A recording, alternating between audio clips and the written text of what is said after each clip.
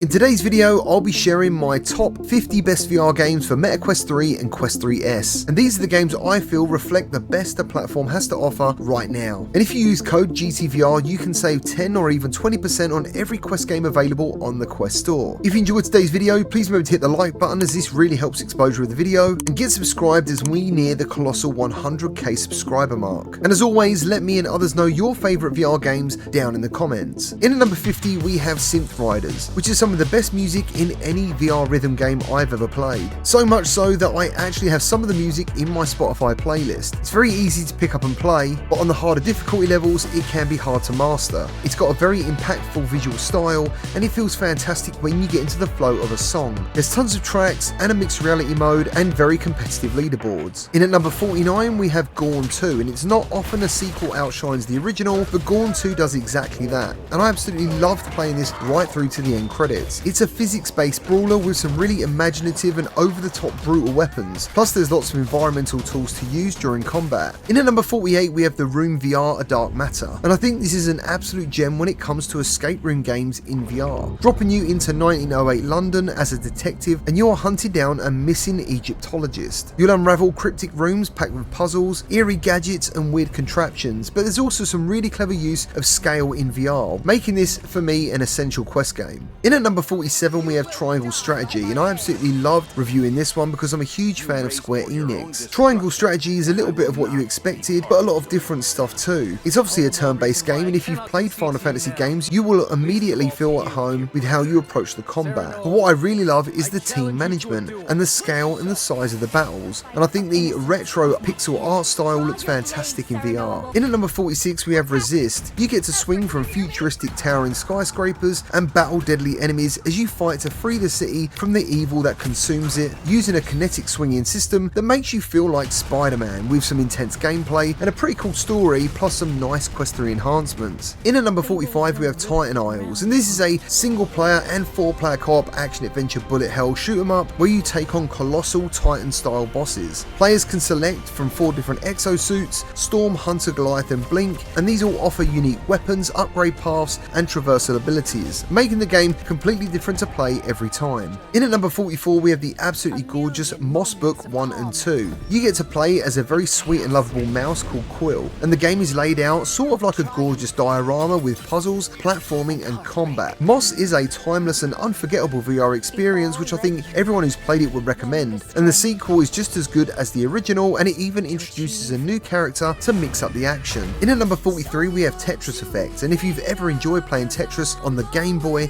then Tetris Effect VR is the ultimate version of Tetris. It has stunning visuals, gorgeous music, online challenges, and due to being in VR, you'll completely lose yourself in a sort of trance that causes a very deep sense of immersion. In at number 42, we have MADiSON VR, and I believe there is no scarier game in VR than this one. It's a great looking game with some puzzles and will truly test everyone's nerves, and it never lets up throughout its lengthy story. It can actually be a little bit exhausting to play due to the amount of jump scares, so don't come back crying to me if you can't handle it. In at number 41, we have Vampire Survivors VR, and this is one of my most played games on my mobile phone and my Switch. But the VR version does a great job of bringing everything I loved about the original and even adds some extra cool 3D sprites and effects, and it obviously has hours of gameplay. In at number 40, we have The Seventh Guest VR, and this is one of my all-time favourite VR puzzle games. It features unique 3D motion capture to really tell the story in a way no other VR game ever has. You get to explore a really creepy mansion using a lamp that shows you the past in real time, and seeing this in VR never gets old, and the puzzles can get really challenging. In at number 39, we have the timeless Superhot VR, and this was one of the first VR games to ever go viral online, and it still feels fantastic to play today due to its unique mechanic of time moving only when you do. Visually, it does show its age now, but gameplay wise, it never gets old. In at number 38, we have Hard Bullet VR, and it's a shockingly great port of the PC version, especially with the inclusion of the live content capture tools, giving players the ability to record some absolutely epic and horrifying clips of themselves laying waste to tons of enemies in some very inventive ways. And on the graphics front, Hard Bullet is right up there as one of the most impressive Quest ports I've seen. In at number 37, we have one of the best official superhero games ever in VR, and that's Iron Man VR. The Quest version has some extra content in Tony Stark's mansion, and when you suit up as Iron Man, it feels fantastic to play in VR because you'll be using your hands as thrusters. It's a pretty basic shooter at its core, but it has some good graphics and some epic set pieces. In at number 36 we have Real VR Fishing, and it's not only a fantastic fishing game, it also has some of the best and most realistic visuals on Quest. Everything from the sea life to the rods looks great, but it's the environments that are captured with real 3D geometry, and then the devs added lots of little touches to make these levels look alive, like birds, bears and rolling mist. It's actually a pretty jaw-dropping game to see. In at number 35 we have Wanderer Fragments of Fate, which is a truly incredible time-travelling adventure with some extremely clever puzzles and good graphics on Quest. The combat, which was supposed to be a big and exciting part of the remake, feels extremely weak, but in all other aspects it's a good looking game with great physics and is one I think everyone should play. In at number 34 we have Thief VR Legacy of Shadows, which brings the classic stealth game series to VR. You play as Magpie, a thief set on a mission to stop Baron Northcrest's mystic ritual on the upcoming Blood Moon. Aided by Garrett, the original Master Thief, whose spirit is locked inside a mechanical eye, and using this eye gives you thief vision to help you solve puzzles and find loot. You have to sneak, knock out guards, shoot arrows, steal loot and pick locks in an atmospheric 1950s London. It's very satisfying to play, but the AI won't give you much of a challenge, but there is some replayability as you try to gain all 20 plus perks via challenges. In at number 33 we have the ultimate Star Wars games, the Vader Immortal series. There's 3 games in total that make the entire story, and I still don't think any other VR game really captures holding a lightsaber like the Vader Immortal series does, and the story itself is pretty good. I would say the weakest episode is episode 2, but I'm pretty sure you can buy all of these as a bundle, and the Jedi Trials alone, where you get to use your Force abilities, make this a fantastic series, and obviously you get to fight Darth Vader, and if you're a fan of Star Wars, this is a must buy. In at number 32 we have Beat Saber, which is probably the world's best known VR game, and it never stops growing with regular new DLC packs. It's really easy to pick up and play, but with varying difficulties to every song, it can be hard to master, meaning you could keep playing this game for years to come. In at number 31 we have Memoreum from Patient 8 Games, which is the closest thing we have to a Dead Space in VR. It's got a really massive campaign, recently updated graphics to make use of Quest 3's Snapdragon XR Gen 2 chip, and has a fantastic atmosphere with a very compelling story. In at number 30 we have Breaches. This is a brilliant 5v5 tactical shooter by Triangle Factory, which is VR's answer to Rainbow Six. There's 2 factions to play as with tons of equipment like C4, breaching foam, drones, EMPs, and you can hookshot your way to climb buildings and then smash through the windows, which feels really cool. There's also multiple game modes like bomb defusal, there's rank modes, TDM, control, and it's pretty popular online. In at number 29 we have Underdogs VR, a physical based roguelike brawler with a high difficulty curve, and luckily being a roguelike it has a very addictive gameplay loop. The movement system is similar to Gorilla Tag, seeing you use your arms as movement, but it also plays like a strategic boxing game with tons of customizations and upgrades for your mech. Through the story you'll meet a variety of characters and merchants you can gamble with, sell secrets to about other merchants to get a discount, and there's opportunities to steal scrap, and you can also get mugged in a street fight. There is a lot going on, and every decision you make will affect the gameplay, making it different every time you play. In at number 28 we have Contractors Showdown Exfil Zone, which has 2 modes. Exfil Zone, which is the tactical PvPvE extraction mode, basically like Tarkov, then there's the Battle Royale mode, and both of these have full cross-platform support between MetaQuest and PC VR. The developers have been very hard at work adding lots of updates, especially with the move to Unreal Engine 5. You've then got the Gunsmith update with over 50 guns and over 600 attachments, and the Exfil Zone now has 5 maps, with the latest being Smuggler's Tunnel and over 200 quests from the vendors in the main player lobby. In at number 27 we have Into the Radius 2, and it's currently in early access on MetaQuest, but this hasn't stopped the devs really focusing on trying to bring the Quest users the very best port of the PC version. Stepping into this one on Quest was pretty incredible the first time, especially after they dropped the recent Quest 3 enhancements. It really does deliver all the atmosphere of the PC version, and even though it's still early days, it shows great potential, and due to its addictive gameplay loop being more of an extraction shooter, I often find myself playing this one time and time again. In at number 26 we have Walkabout Mini Golf, which has pretty much unlimited replayability due to all the crazy DLC, and is a brilliant way to catch up with friends online. The game looks kinda simple on a flat screen, but is actually really beautiful in the headset. There's tons of DLC from well-known films and games and avatar customization, and is simply a very wholesome game to play. In at number 25 we have Tactical Assault VR, which is a realistic close quarters FPS with asymmetrical maps where players stack up, breach doors, clear rooms, and complete objectives like retrieving intel, planting and defusing bombs, neutralizing high value targets, destroying targets, and extracting hostages. There's tons of weapons which sound incredible, and really cool breaching tools like the Underdoor Snake Cam, Riot Shield, and a Sledgehammer. It has really gone from strength to strength strength on PCVR and Quest over the years, with extra maps and a new SWAT team gameplay mode. Don't let the low poly graphics put you off. It's a super intense Ready or Not style game that requires teamwork, and one mistake can end your mission really quickly. In at number 24 we have Thrill of the Fight 2, the fully reimagined sequel to one of VR's most authentic boxing experiences out there. And Thrill of the Fight 2 has multiplayer and finally a full single player campaign mode. It's got customizable avatars, skill tests, and after playing the early access version, I think this is one of the best and most authentic boxing games in VR right now. In at number 23 we have the original Contractors, which I rarely play for the actual game itself, but instead it's the incredible modding scene that has given me some of the best moments I've ever had in VR. And that's because a lot of these mods not only have the correct gun models and avatars, it also has the correct physics. So it really does feel like you're playing Call of Duty Modern Warfare 2, Halo or Star Wars Battlefront, which even has lightsabers and working vehicles, plus there's Team Fortress 2. In at number 22 we have Clone Drone in the Hyperdome, which has beautiful voxel style graphics that may look basic on a flat screen, but they look absolutely gorgeous in the headset thanks to some beautiful lighting and bloom effects. But the real pull of this game is the physics-based combat, and that's the real reason you will keep coming back to this game over and over again. In at number 21 we have VRacer Hoverbike, which is as close as you can get to Wipeout or F-Zero in VR. It's got great graphics, tons of awesome tracks, cool weapons and customization for you and your bike, and is superb fun online. For the entire week after it was released, I was playing this game every night online with random racers. It's got a great community, and overall, as racers go on Quest, it's pretty much the best we have. In at number 20 we have Red Matter 2, and this is no slouch on any system, but the developers really went to town on pushing the very best visuals for the MetaQuest 3 version. With increased render resolution, 4K textures, dynamic shadows and high quality shadow filtering,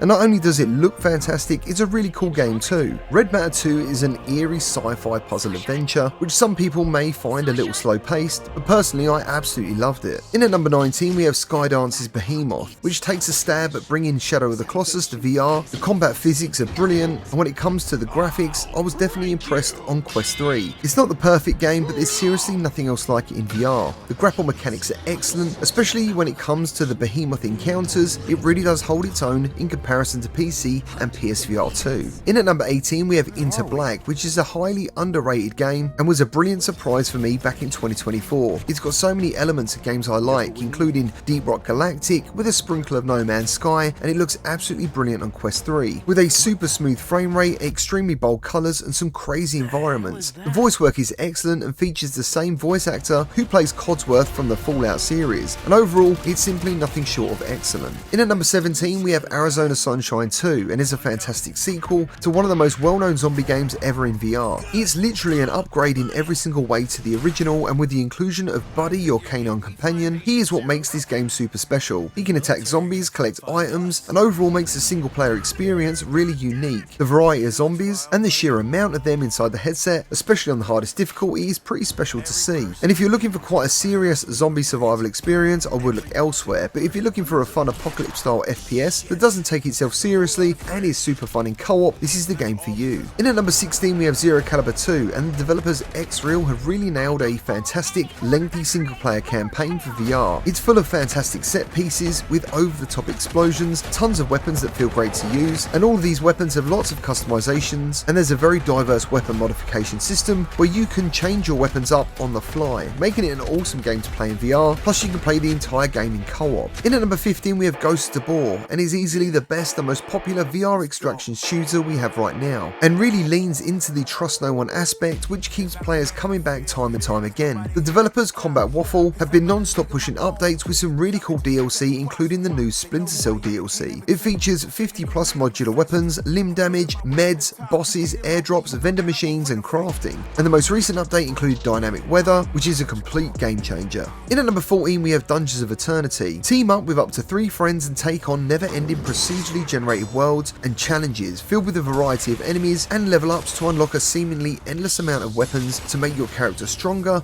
and your next run even greater. The game also features some really cool Quest 3 enhancements to bring sharper and more detailed graphics, and it also keeps being updated by the developers, which is always nice to see. In at number 13 we have Blade and Sorcery Nomad, and is potentially one of the best PCVR Quest ports we've ever had. Obviously Blade and Sorcery has been available on Quest for years, going through many different iterations, but after playing Crystal Hunt earlier this year on PCVR, I was absolutely shocked with the Quest version, and there's nothing missing in terms of content. Blade and Sorcery remains up there as one one of the must-have games that constantly improves year on year and has a real immersive physicality that really does prove how immersive VR can be. In at number 12 we have Asgards Wrath 2, and for those who invested time into this one, found a game that not only looks fantastic, it has so much gameplay, and you can easily put 50 hours into this and still be nowhere near rolling the credits. The map is bigger than Skyrim and has tons of NPCs, boss fights, quests, a never-ending amount of very clever puzzles, and even has its own built-in roguelite. If anything, the downside of this game is its size, with only 5% of players ever actually completing it, but it's still one of the most technically impressive games we have on Quest. In at number 11 we have Alien Rogue Incursion, and if there's one thing Survios really nailed with this one, it's the atmosphere of playing an Aliens game with weapons that are truly solid to the touch and feel great to use in VR. You'll be fighting waves of enemies and everything has that square clunky look from the 80s. Computers make all the old noises you would expect from the films, and the place is littered with flashing buttons and lights that do absolutely nothing but look cool. There's thick smoke from pipes, snow when you're outside or inside a room when the windows are smashed, and it has some brilliant lighting effects, especially with the latest update. Overall, this is a game I actually like to replay now and again, and I think it's a great game on all systems. In at number 10 we have Metro Awakening, made by Vertigo Games in collaboration with Deep Silver, and as a fan of all the other Metro games, this was a great VR entry into the series with a spin-off story called Awakening, and it delivered exactly what I was hoping for. It's an atmospheric first-person shooter with tons of jump scares, excellent weapons, and a lengthy campaign with awesome graphics. You get to wear the iconic gas mask and then rub moisture off your visor. You get to reload the awesome Shambler shotgun, get hands-on with the Helsing crossbow, and physically having to charge your battery light was some of the best moments for me in VR playing Metro Awakening. There's lots of iconic monsters from Metro here too, and a spider level which caused some people to freak out so badly the developers had to update the game to give players the option to skip this part entirely. It's not really a fast-paced shooter, but there are cinematic moments like using the minigun to fight off hordes of Nasalis, and most of the time you'll be collecting ammo and fighting human bandits. But there's definitely moments like the section when you're locked in a room taking on tons of lurkers that will be charging at you from all different directions that are very memorable. Figuring out which game was going to be number 10 on this list has been very tough. In fact, the whole list has been tough overall, but Metro I feel deserves to be in this list for 2025. In at number 9 we have Ghost Town from Fireproof Games. It's a VR puzzle horror, but it is light on scares, and instead has a great atmosphere and some of the best graphics I've seen on MetaQuest 3. You step into the shoes of Edith Penrose, a witch turned ghost hunter in the 1980s, and what starts off with you helping spirits move on into the afterlife soon turns into a fantastic supernatural adventure with photorealistic environments, incredible lighting, and the developer cleverly captured the 80s vibe in your London flat, which is also your base of operations, filled with CRTs, VCRs, and the music and voice acting is delivered really well. There's one particular part in this game where the attention to detail was absolutely insane, and that is in the Warlocks Museum, where I spent at least 20 minutes just checking out all the creepy things this guy collected over the years with tons of interactable artifacts. It's still a puzzle game at heart, but it doesn't feel like your typical room-to-room puzzle game, as they blend these puzzles into the story, and this story lasts around 5 hours. Overall, Ghost Town is an absolute must-play for anyone with a VR headset. In at number 8 we have Demeo Battlemarked from Resolution Games, and they've officially brought Dungeons & Dragons to VR, which can be played solo or of course multiplayer, and as a fan of the Demeo series, I honestly feel this is the best game Resolution have ever made. Demeo is a great strategy game, but I always felt it was best played with other players, as there wasn't really much of a campaign or story, but this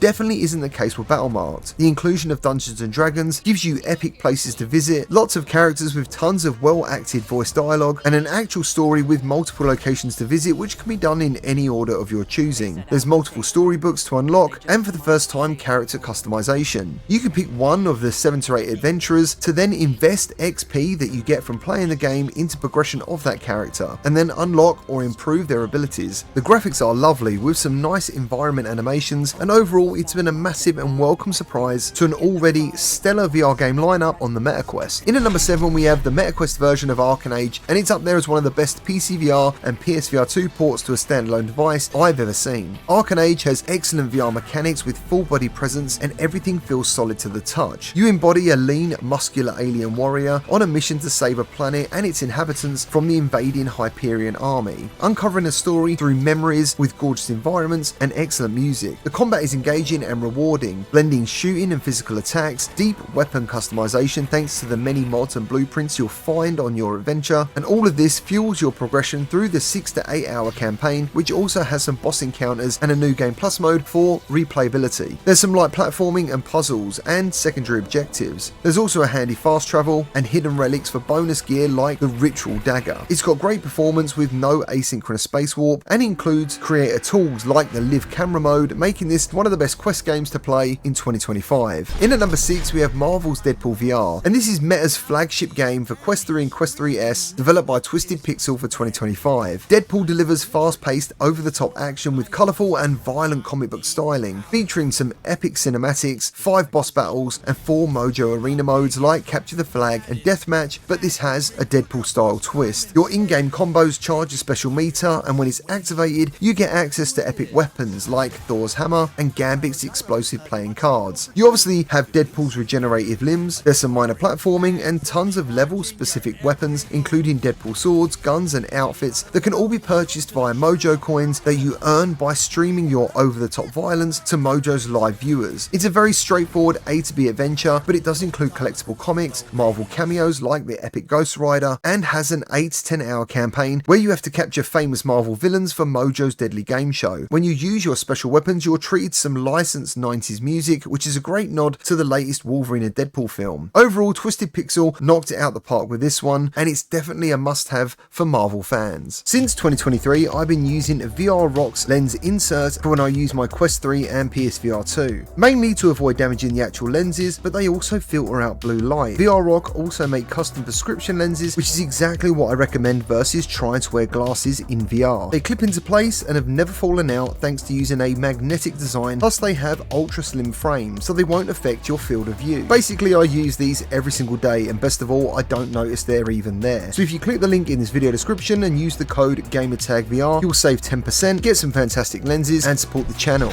In at number 5 we have Assassin's Creed Nexus, which was seen as a failure by Ubisoft after selling only 250,000 copies, even though it reviewed very well with press and social media. But since its release back in 2023, it's now become one of MetaQuest's best-selling games of all time, breaking into the top 50, and it has remained one of my personal favourites to revisit. Personally, I think it's got gorgeous graphics, and they cleverly ported the parkour movement to VR, making it easy to traverse the environments but still kept it fun. Becoming Ezio for the first time and seeing the blades spring from your wrists and jump from rooftops to do the iconic stealth takedown is pretty unforgettable. You also get to embody 2 more characters spanning across 17 chapters, and it easily has over 12 hours of gameplay. Unfortunately, Ubisoft never updated it for the Quest 3, so you do end up getting some frame rate stutters in the larger opening levels, but nothing was left out for the VR version, and still stands as the best Assassin's Creed game I've ever played. In at number 4 we have The Walking Dead Saints and Sinners, especially after the Quest 3 enhancements, which made a massive improvement over the Quest 2 version, especially in the number of zombies on screen. Saints and Sinners is seen by many as one of VR's essential games, and is still one of the best, if not the best, zombie survival game we've ever had in VR. It's got a lengthy campaign with multiple story arcs, fantastic stabbing mechanics, physical interactions, and tons of weapons which all feel great to use. There's also lots of gear and blueprint crafting recipes, and it set a benchmark for many VR games in terms of mechanics going forward. I often revisit this one and wonder if Skydance will ever return to the series to make up for what was a lackluster second helping with Chapter 2. But if they do ever watch this, Skydance, please bring back the chainsaw, because I thought that was absolutely awesome. In at number 3 we have this superb port of Capcom's Resident Evil 4 done by Armature Studios. The original Resident Evil 4 is one of my favourite games of all time, especially on the Nintendo GameCube, and I think the developers nailed everything I loved about the flat screen version, making this the best version of the original Resident Evil 4 I've ever played. Now there's a few ways to make this even better to play today. One of them is using Quest Optimizer, where you can up the frame rate and the resolution, but there's also now a Resident Evil 4 definitive mod, which adds all the original effects back into the game, along with bloom effects, better blood, overhauled player and character models, metallic objects look shinier, you get better scopes, improved geometry, and other game modes. Even without any of that though, the Mercenaries mode is enough to keep me coming back playing even today. Overall, I feel Resident Evil 4 is an essential MetaQuest title. In at number 2 we have Forefront from Triangle Factory, and I doubt many people were expecting this to be in my top 10, let alone at number 2, but it's been one of my favourite VR games to play this year, especially online, and I think the developers completely nailed bringing Battlefield into VR. Even though it's still in early access, it already has so much replayability, and they expanded the maps from the original 2 in the beta to 4 for the early access release. There's currently 4 classes available: Assault, Medic, Engineer and Recon, which you can earn XP with, unlocking up to 21 weapons, each with their own upgrades. The VR boots on the ground experience is fantastic, but the vehicles and partly destructible environments make it insanely immersive when you're actually on the battlefield. And there's a lot of updates still to come, including redefined controls, better animations, better hit registration, more vehicles, gadgets, maps, a team deathmatch mode, a skin store, and eventually player bots. If you're not playing this already on the Quest, you're really missing out. And that brings me to my number one MetaQuest game, and that's none other than Camouflage's Batman Arkham Shadow. I believe this is technically one of the best MetaQuest 3 games ever made, with stunning visuals that come close to PC VR and PSVR 2, and it's set a very high bar for standalone VR. A full Arkham game with a 10-hour story packed with side quests, collectibles, challenges, cameos, the maze-like Blackgate prison, and the dark and dirty streets of Gotham just make this an incredible game to explore. The combat has many people divided, but I think they nailed it perfectly, using a lock-on system to create combos that flow into the 50+ numbers, especially when you start using Batman's gadgets, and there's some epic boss fights. Since the original release, the developers added Predator maps inspired by Arkham Asylum, City and Origins, an extreme difficulty, the I Am Knight Permadeath New Game Plus mode, which unlocks the Prestige Gold Batsuit, and more polish, improving the gliding haptics and leg animations, bringing the total number of bug fixes to date well into the 500s. Well, that's all I've got for you today. Remember to like and subscribe, and I'll see you all in the next one.